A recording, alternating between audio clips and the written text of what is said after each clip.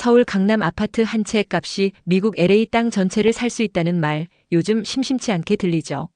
서울 중랑구에 거주하는 72세 이영자 할머니도 최근 이런 말을 듣고 고개를 저으셨습니다.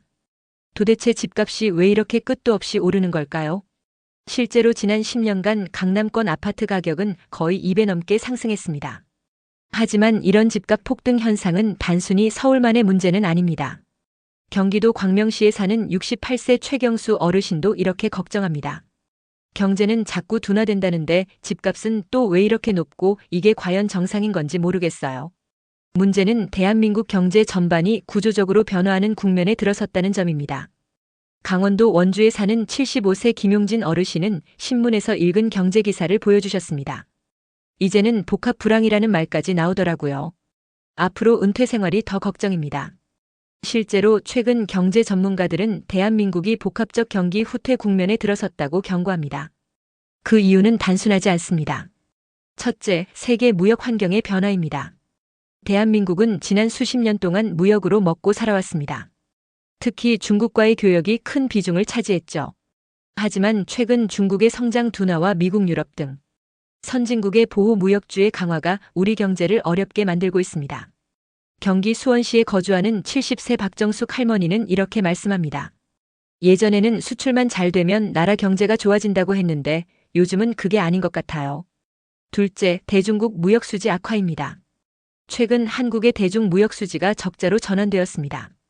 과거에는 중국에 수출을 많이 해서 흑자를 냈지만 이제는 오히려 중국에서 수입하는 것이 더 많아진 겁니다. 전문가들은 이를 두고 한국 성장 모델이 한계에 부딪힌 신호라고 평가합니다. 셋째, 국내 부동산 시장의 왜곡입니다.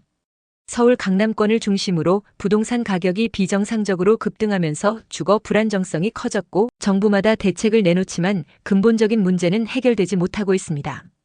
이런 가운데 앞으로의 경제 상황을 전문가들은 이렇게 전망합니다. 이제 대한민국은 단기적 반짝 경기 회복은 있을 수 있지만 장기적으로는 저성장 저출산 고령화라는 복합적 위기 속으로 진입하고 있습니다. 특히 은퇴자 시니어 세대에게는 더욱 치밀한 재무 계획과 생활 안정 전략이 필요해졌습니다. 그렇다면 시니어는 어떻게 준비해야 할까? 은퇴 전문가들이 시니어분들께 강조하는 5가지 대비 전략을 간단히 정리해드립니다. 지출의 고정비 축소. 큰 평수 높은 유지비의 주택보다는 관리비 부담이 낮은 주거지로 이동 고려. 현금 흐름 확보. 임대소득, 연금 수령, 배당소득 등 매달 안정적인 현금 흐름이 발생하는 구조 만들기. 의료 장기요양 대비. 국민건강보험 외에도 간병보험, 장기요양 대비책을 미리 준비. 가족 간 자산 이전은 합법적 증여 활용. 세법 기준 안에서 자녀 증여, 손주 증여 등 증여세 한도 활용. 사회적 관계 유지 및 커뮤니티 활동. 외로움은 건강 악화로 직결되므로 꾸준한 모임 활동 유지. 서울 관악구에 거주하는 70세 박정선 어르신은 최근 뉴스를 보며 걱정 어린 한숨을 내쉬었습니다. 일본처럼 우리나라도 부동산이 한순간에 무너지는 건 아닐까요? 이런 불안감은 단순한 걱정이 아닙니다. 실제로 일본이 겪었던 1990년대 버블 붕괴와 우리나라 현재 상황을 비교하는 목소리가 곳곳에서 나오고 있기 때문입니다. 먼저 일본 사례를 간단히 살펴보면 일본은 1985년 플라자 합의 이후 엔화 가치가 급등하면서 해외 수출이 어려워졌고 대신 부동산과 주식시장으로 자금이 몰리며 5년 만에 땅값이 35배 폭등했습니다. 도쿄 땅값만 팔아도 미국 전체를 살 수 있다는 말이 나올 정도였죠. 그 결과 부동산 가격이 감당 불가능한 수준까지 치솟았다가 결국 붕괴되며 장기 불황에 빠졌습니다. 지금 일본은 30년째 잃어버린 세월을 보내고 있습니다. 그렇다면 대한민국은 어떨까요? 전문가들은 이렇게 설명합니다. 서울 강남 아파트 한 채 값이 LA 전체 땅값에 버금간다는 농담이 나올 정도로 우리나라 부동산도 높은 수준입니다. 서울 노원구에 사는 69세 이정우 어르신은 이렇게 말씀합니다. 강남 집 한 채 값이면 우리 세대가 평생 벌어도 못 살 집이 됐어요. 하지만 일본과 우리나라 상황은 다소 차이가 있습니다. 일본은 엔화 가치가 단기간에 250엔에서 80엔까지 폭등하며 외환 충격을 받았지만 우리나라는 그 정도 환율 급등 위험은 현재로선 없다는 분석이 많습니다. 다만 우리나라에도 일본과 비슷한 부동산 금융 구조적 위험이 존재합니다. 첫째, 부동산 PF 프로젝트 파이낸싱 문제입니다. 개발업자들이 땅을 확보하려면 브릿지론이라는 단기 대출을 받고 이후 공사를 시작할 때 PF로 자금을 끌어옵니다. 그러나 분양이 순조롭지 않으면 이자는 눈덩이처럼 불어나고 결국 금융 부담이 커지며 부실화됩니다. 둘째, 고금리 장기화와 이자 부담 확대입니다. 경기도 파주시에 거주하는 74세 최정화 할머니는 이렇게 걱정합니다. 자식이 3억 대출받고 집 샀는데 이자만 한 달에 120만 원이래요. 금리 오르면 정말 큰일이죠. 셋째, 국가 전반의 장기 저성장 구조 진입입니다. 인구 고령화, 청년층 감소, 중국 성장, 둔화, 세계 무역 질서 변화 등이 맞물리면서 대한민국 경제도 구조적 저성장 시대로 들어서고 있습니다. 넷째, 서울과 비수도권 간 양극화 심화입니다. 서울 강남권은 여전히 가격이 높고 거래가 이어지지만 지방 중소도시나 외곽 지역은 이미 부동산 가격이 하락하거나 거래가 끊긴 곳이 많습니다. 결국 전문가들은 이런 말을 합니다. 한국은 일본만큼의 극단적 붕괴 가능성은 낮지만 장기적 금융 부담과 성장 둔화 속에 부동산 시장의 체질 변화가 불가피하다. 그렇다면 시니어분들은 어떻게 대비해야 할까요? 첫째, 과도한 대출을 피하고 안정적 자산 비중을 유지하기. 둘째, 부동산 외에도 연금 배당 소득 등 현금 흐름 자산을 점차 늘리기. 셋째, 주거 규모와 유지비를 관리하며 지출 효율성을 높이기. 넷째, 고령화 시대 의료비 대비책을 미리 준비하기. 지금 우리나라 경제는 건설 경기 둔화, 부동산 PF 문제, 인플레이션, 저성장이라는 복합적인 어려움에 놓여 있습니다. 특히 시니어 입장에서는 은퇴 이후 안정적 소득을 마련하기가 더욱 어려워지고 있습니다. 우선 건설 경기를 보면 정부는 이미 부동산 PF 사업장 중에서 우량 사업장과 부실 사업장을 구분해 정리하고 있습니다. 사업성이 있는 곳에는 유동성을 지원하고 사업성이 부족한 곳은 정리나 합병을 추진하고 있는 상황입니다. 그러나 이러한 정리가 시간이 오래 걸리면서 전체 건설 경기가 지지부진해졌고 이것이 우리나라 성장률 둔화의 큰 원인 중 하나로 작용하고 있습니다. 파주시에서 70세 부부로 은퇴 생활을 시작한 김정수 어르신 부부는 이렇게 말합니다.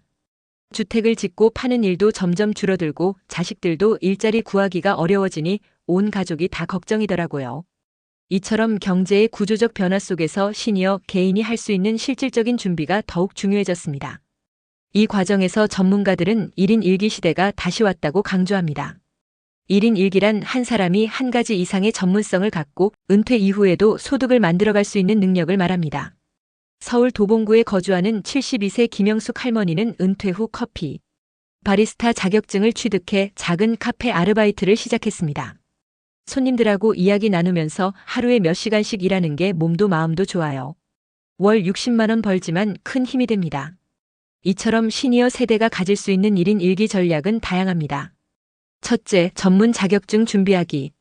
바리스타, 케어 복지사, 실버 코디네이터, 심리 상담사 등. 둘째, 경험 기반 재능 활용하기. 재무 상담, 주택 리모델링 자문, 손자녀 과외 지도 등. 셋째, 온라인 소득원 만들기. 블로그 운영, 유튜브 영상 제작, 원데이 클래스 강사 등. 넷째, 지역 커뮤니티 봉사와 소액 수익 활동. 노인복지관 프로그램, 탁구요 가문화 강좌 운영 등. 현재 경제는 과거처럼 한 번에 크게 벌 수 있는 구조가 아닙니다. 하지만 꾸준히 실력을 키우고 소규모라도 다양한 소득원을 만들어두면 장기 저성장 고령 사회 속에서도 안정적인 삶을 유지할 수 있습니다. 지금은 누구에게나 행동하는 노후가 필요한 시대입니다. 단순히 과거 경력이나 옛날의 지식에 머무르지 않고 지금 당장 한 가지라도 새로운 기술과 경험을 만들어 가야만 안정적인 노후 준비가 가능해집니다. 70세가 된 대전 서구의 김정래 할머니도 최근 네일아트 자격증을 취득해 동네 경로당에서 취미반을 열고 있습니다. 20대, 30대만 배우는 줄 알았는데 막상 시작해보니 손님들도 반겨주시고 제가 스스로 살아있다는 기분이 들어서 정말 행복합니다. 이처럼 전문가들은 시니어가 1인 1기를 반드시 준비해야 한다고 강조합니다. 1인 1기란 평생 동안 한 가지 이상의 수익 가능한 기술이나 재능을 만들어두는 전략을 말합니다. 단순히 돈을 벌기 위한 목적뿐 아니라 노후 삶의 활력을 유지하고 경제적 자립을 위한 핵심 수단입니다. 서울 양천구의 72세 이재호 어르신은 최근 동네 평생학습관에서 SNS 마케팅 과정을 수료했습니다. 내가 70이 넘어서 유튜브를 배우게 될 줄은 몰랐어요. 소소하게 우리 동네 가게 홍보도 도와주고 소득도 생겨요. 전문가들은 강조합니다. 행동이 가장 중요한 차이를 만든다고. 생각만 하고 행동하지 않으면 10년 전과 지금이 똑같을 수밖에 없습니다. 하지만 지금 한 가지라도 시작하면 70대, 80대에도 자신만의 수입원과 커뮤니티를 만들 수 있습니다. 더 중요한 건 과거의 매몰 비용을 과감히 내려놓는 태도입니다. 젊을 때 쌓아온 경력을 계속 붙잡기보다는 새로운 시대에 맞는 기술을 배우고 시도하는 것이 훨씬 합리적인 선택이라는 설명입니다. 경기도 수원시에 거주하는 74세 최경자 할머니는 최근 반려동물 돌봄 자격증을 취득해 주 3일간 소형견 산책 아르바이트를 하고 있습니다. 내 체력에 맞게 하루 2시간 정도 산책시켜주니 운동도 되고 용돈도 벌고 참 좋아요. 이처럼 시니어가 실천할 수 있는 행동하는 1인 1기 전략은 다음과 같습니다. 첫째, 생활기술형 자격증 취득하기, 네일아트, 바리스타, 미용사, 반려동물 관리사, 실버체조 지도사 등. 둘째, 경험 전환형 소득 만들기, SNS 강사, 부동산 상담, 자산관리 멘토 등. 셋째, 디지털 전환형 부업 시도하기, 유튜브, 블로그, 전자책 집필, 온라인 클래스 운영 등. 넷째, 지역 커뮤니티 활동 확대하기, 복지관 프로그램 강사, 주민센터 문화 강좌 운영 등. 이제는 70대, 80대에도 이런 기회가 현실로 가능해졌습니다. 오늘의 한 줄 메시지입니다. 나이를 핑계 삼지 말고 지금 한 가지라도 행동하면 70 이후에도 충분히 행복해집니다.